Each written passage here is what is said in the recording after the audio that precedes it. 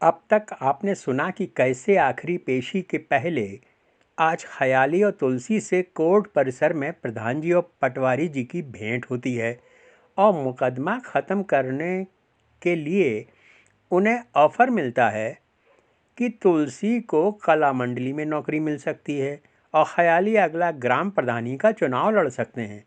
इतना ही नहीं, ख्याली के लड़के को चकबंदी दफ्तर में चपरासी और बहुरिया को आंगनवाड़ी कार्यकर्त्री का पद मिल सकता है। ख्याली बहुत चतुराई से तुलसी के दाड़िंदा सांड नस्ल सुधार योजना में शामिल कराने हेतु भी उन दोनों की सहमति प्राप्त कर लेते हैं और खुशी खुशी कोर्ट रूम में पहुंच जाते हैं। शुरुआती बयानों से भ्रमित होकर जज साहब ने सुनवाई की 15 मिनट के लिए रोक लगा दी थी। इस ब्रेक की समाप्ति के बाद आगे की ज़िरह में क्या हुआ, इसे जानने के लिए अगला एपिसोड 26 सुनिए। शीर्षक है ज़िरह। 15 मिनट बाद अदालत पुनः सज गई। सभी यथावत हो गए। ब्रेक के बाद कोर्ट साहब काफ़ी आश्वस्त लग रहे थे। प्रधान जी और पटवारी जी के चेहरों पर मुस्कान थी। उन्हें पूरा भरोसा था कि उन्होंने आज ख्याली और तुलसी को जो दाना चुगाया है वह बेकार नहीं जाएगा। जज साहब अति गंभीर थे। आज के महारण की बागडोर उनके हाथ में थी। जज साहब ने फरीकैन को कटघरे में बुलाया। बेफिक्र फरीकैन कटघरे में आ गए। जज साहब बोले, जो भी पूछा जाए उसका सही सही जवाब देना। बोलेगा भी वही जिससे पूछा जाएगा। यहाँ तक हामी भरने में कोई दिक्कत नहीं थी, अतः फरीकैन की खोपड़ियाँ सहमति में हिल गईं। जज साहब शुरू हुए, ख्याली राम, ये बताओ कि क्या तुलसी तुम्हें मार सकता है? ख्याली, नहीं सरकार। जज साहब, क्यों? ख्याली, क्योंकि मारने जिलाने वाला तो सिर्फ ऊपर वाला है। जज साहब, यदि ऐसा है तो फिर ये सारी मुकदमेबाजी किस लिए है? ख्याली बोले, हुजूर, ये संखिया तो खिला ही सकता है। फिर संखिया भी ये कोई हमारी कब्ज दूर करने के लिए तो देगा नहीं। हमारा चूहे वाला हाल भी तो हो सकता है। जज साहब बोले, जब तुम्हें इससे इतना ही डर है तो तुम इसके साथ ढपली क्यों बजाते हो? ख्याली तत्काल चहके, हुजूर, रंजिश दिमाग में रहती है। इसके आसपास बने रहने से हमें इसके दिमाग की खुराफात का पता चलता रहता है। हम हमेशा इसका दिमाग उलझाए रखते हैं, क्योंकि खाली दिमाग शैतान का घर होता है। जज साहब बोले, सीधे सीधे क्यों नहीं कहते कि तुम्हारी इससे दोस्ती है? ख्याली ने कहा, अब हुजूर, अगर साथ उठने बैठने को दोस्ती कहते हैं तो आप भी कह लीजिए। हमें तो जान बचाने के लिए अगर दोस्ती भी करनी पड़ेगी तो कर लेंगे। जज साहब को लगा कि ख्याली उनके सवालों का सहारा लेकर खास मुद्दे से दूर जा रहा है। उन्होंने पूछा, आखिर तुलसी को तुम्हारी जान लेकर क्या मिलेगा? ख्याली बोले, यही तो हमें भी समझ नहीं आता सरकार। जज साहब ने पुनः पूछा, हमारा मतलब है कि ये तुम्हारी जान क्यों लेगा? ख्याली बोले, ये तो तुलसी ही बता सकते हैं। ख्याली ने तुलसी के पाले में गेंद सरका दी थी।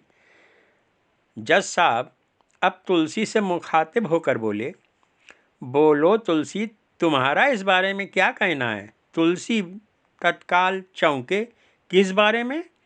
जज साहब, अरे यही कि तुम ख्याली को जान से क्यों मारोगे? तुलसी बोले, पता नहीं साहब, हम तो मच्छर भी तब तक नहीं मसलते जब तक वो हमें काट ना ले।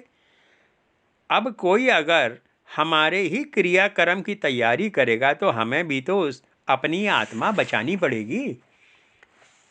तुलसी शरीर के स्तर से उठकर आत्मा के स्तर पर पहुंच गए थे। संभवतः उनके इन्हीं विचारों से भयभीत होकर ख्याली ने उनकी तरफ से मूठ चलने की आशंका प्रकट की थी। जज साहब इन लोगों के जवाब सुनकर अंदर से झुंझलाने लगे थे, किंतु ऊपर से वे शांत बने हुए थे। उन्हें कोर्ट साहब से दिली हमदर्दी बढ़ गई। वे बेचारे तो पिछले कई बरसों से इन्हें झेल रहे थे। शायद इसी पीड़ा से मुक्ति पाने के लिए वे केस खारिजी के लिए प्रयासरत थे। फरी कैन के अनुसार जीवन मरण तो ऊपर वाले के हाथ में था, लेकिन इसका अंदेशा तो ज़मीन वालों से भी हो सकता था। और फिर अंदेशा चूंकि दिमाग में रहता है, अतः इसे साबित करना बहुत कठिन काम था। ख्याली और तुलसी पिछले 10 वर्षों से इसी के बल पर अपने मुकदमे की नाव खे रहे थे। जज साहब बोले, अच्छा तुलसी, तुम बताओ कि तुम्हें ख्याली से किस किस्म का खतरा है। तुलसी बोले, हुजूर, ये तो वही बात हुई कि इधर तो रजाई में सांप घुसा है और आप सोने वाले से पूछ रहे हैं कि तुम्हें किस बात का डर है। इजलास में मौजूद मजमे को इस सवाल जवाब में बड़ा मज़ा आ रहा था। जज साहब बोले, तुम्हारा मतलब है कि ख्याली सांप है? तुलसी ने कहा, ये हम कैसे कह सकते हैं साहब, लेकिन जिसके भी मन में जहर हो वही सांप है। तुलसी ने पुनः एक अभौतिक साक्ष्य प्रस्तुत कर दिया था। जिस प्रकार अंदेशा सिद्ध करना कठिन था, उसी प्रकार मन का जहर साबित करना भी दुष्कर कार्य था। जज साहब बोले, हमारा मतलब है कि क्या ख्याली से तुम्हें पैसे धेले का कोई खतरा है? तुलसी ने कहा, बिल्कुल नहीं हुजूर, हम तो हमेशा यही मनाते हैं कि पड़ोसी के घर में दूध घी की नदियां बहें। जज साहब ने पूछा, ऐसा क्यों? तुलसी बोले, अगर ये नहीं बहेंगी तो पड़ोसी हमसे ही तो मांगेगा, कोई दूसरे गांव थोड़े ना जाएगा। जज साहब को एक बारगी लगा कि वे तुलसी की ख्याली के प्रति शुभकामनाओं को दोस्ती का आधार मानकर केस निपटा सकते हैं, लेकिन यहाँ तो फरीक अपने पड़ोसी का शुभेच्छु इसलिए बना हुआ था कि वह कहीं कुछ उससे मांग ना ले। धीरे धीरे जज साहब भी कोर्ट साहब वाली मनोदशा की ओर बढ़ रहे थे। इस वक्त तो उन्हें इसका अंदाज़ा नहीं लग रहा था, लेकिन पुराने तमाशबीनों को ज़रूर उनका भविष्य नज़र आ गया था। जज साहब ने सवाल किया, अगर ख्याली से तुम्हें सांप बराबर डर है तो तुम उसके साथ सारंगी बजाकर भजन क्यों गाते फिरते हो? तुलसी बोले, साहब, जब जान का खतरा हो तो आदमी सब कुछ करता है। हमें लगता है कि अगर इसके मुंह से हरिनाम निकलता रहेगा तो हो सकता है किसी दिन इसकी बुद्धि भी शुद्ध हो जाए। और हम तो हुजूर सभी से यही कहते हैं कि दाल रोटी खाओ, प्रभु के गुण गाओ। जज साहब को आशंका हुई कि तुलसी कहीं अपना भजन न पूरा करने लगें। उन्होंने हाथ के इशारे से उन्हें रोक दिया। जज साहब समझ चुके थे कि फरी कैन का आपसी तालमेल अव्वल दर्जे का है, क्योंकि उनके बयानों में कोई विरोधाभास नहीं था। कभी तो उनके कथनों में दोस्ती झांकने लगती थी और कभी कत्ल का अंदेशा। बातों में उनसे पार पाना मुश्किल था। अभी तक उन्होंने रंजिश को तो कई बार कबूल किया था, लेकिन दोस्ताना एक बार भी नहीं स्वीकारा था। जज साहब बोले, तुलसी, तुम्हें तो मालूम है कि अगर आग बुझाना हो तो आग और फूस में से किसी एक को अलग कर देना चाहिए।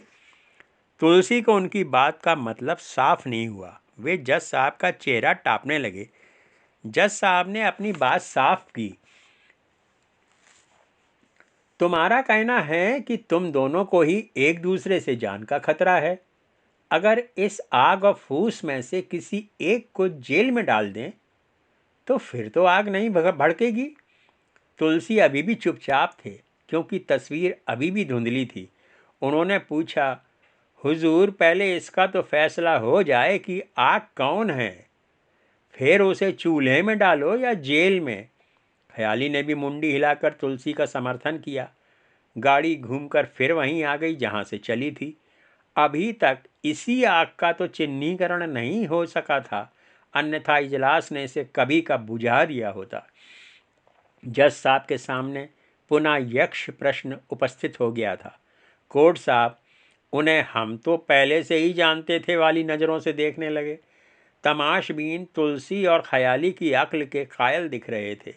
फरी कैन शातिर मुकदमेबाजों की तरह अपने चेहरों पर स्मित हास्य लिए आंखें मिचमिचा रहे थे। इस समय कोर्ट साहब यदि दीन थे तो वे दीनानाथ जज साहब किंग कर्तव्य विमूढ़ थे।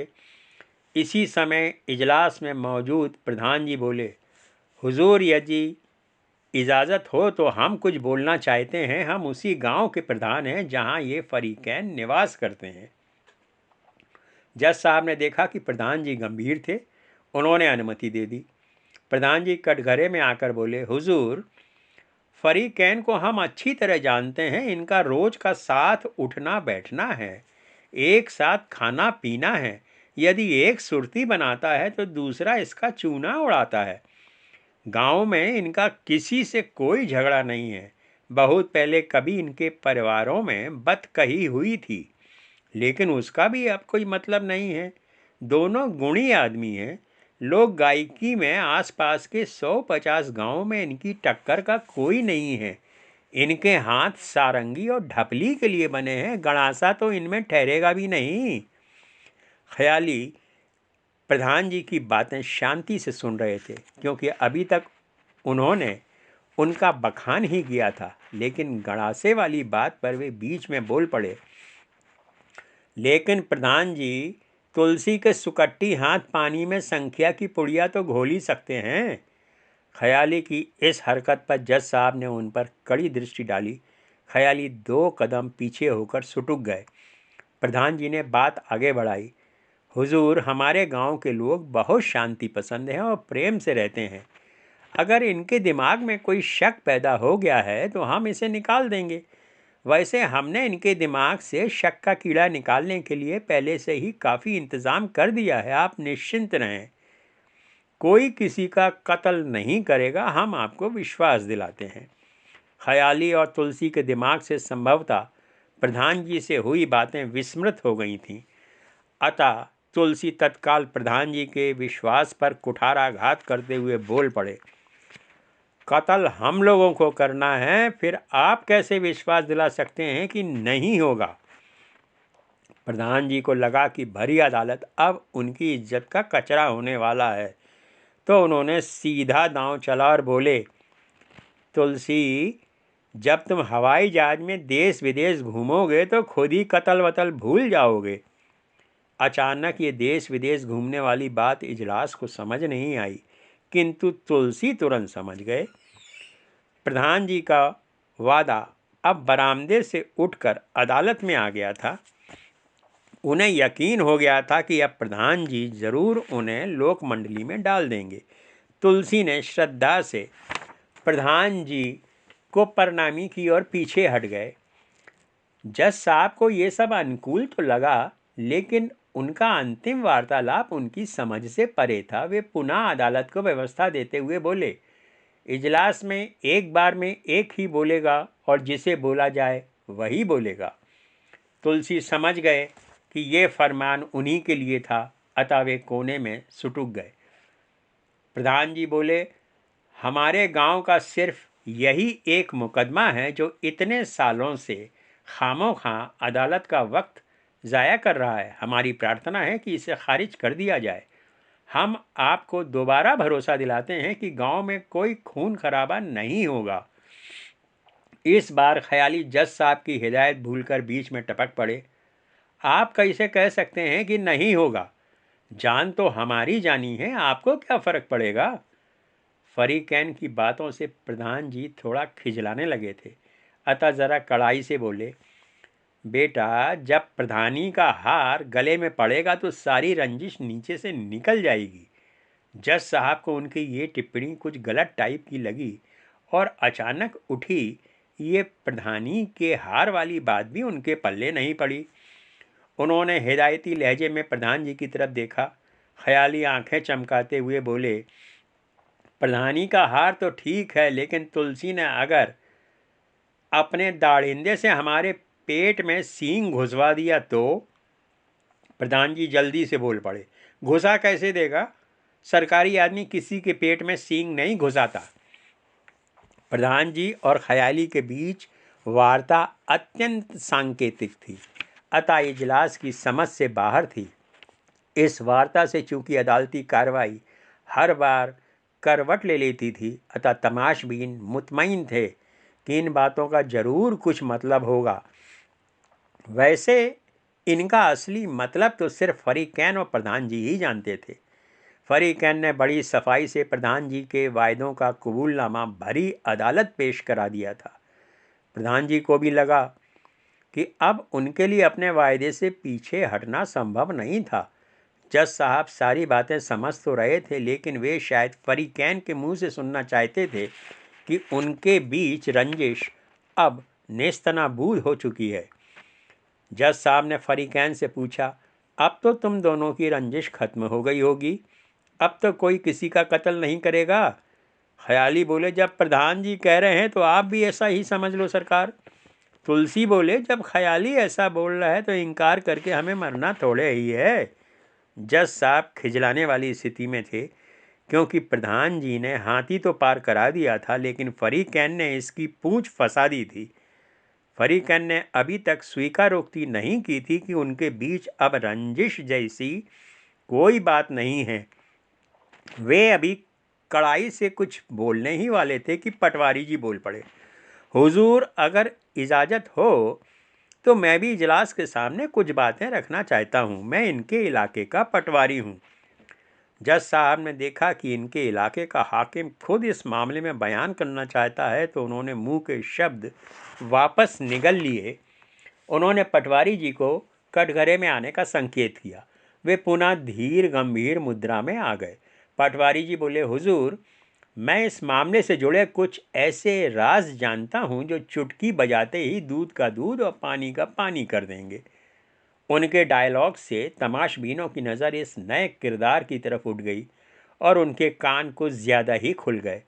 पटवारी जी शुरू हुए, हुजूर मैं सरकारी मुलाजिम हूँ, अतः आज इजलास के सामने वो दस्तावेज पेश करने की इजाज़त चाहता हूँ जो इस बात को बिना शक साबित कर देगा कि फरीकैन के बीच अब सपने में भी रंजिश का नामो निशान नहीं है, बल्कि ये तो आपस में भाईचारे की उस डोर से बंधे हैं जो आजकल अपने सगों के बीच भी देखने को नहीं मिलती। शशंकित जज साहब ने सहमति में गर्दन हिलाई।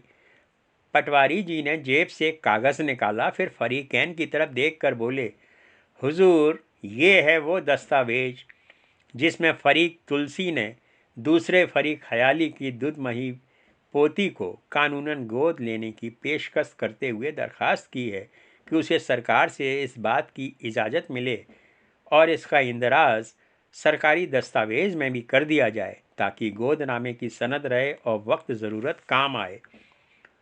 फरीकैन समझ गए कि पटवारी जी ने इस बार हुक्म के इक्के की टिरेल मार दी थी और इसकी काट उनके पास भी नहीं थी। जज साहब का इशारा पाकर अर्दली ने पटवारी जी के हाथ से दरखास्त लेकर उनके हाथ में थमा दी। जज साहब ने कागज़ पर नज़रें गड़ा दी। तमाशबीन उनका चेहरा पढ़ने लगे।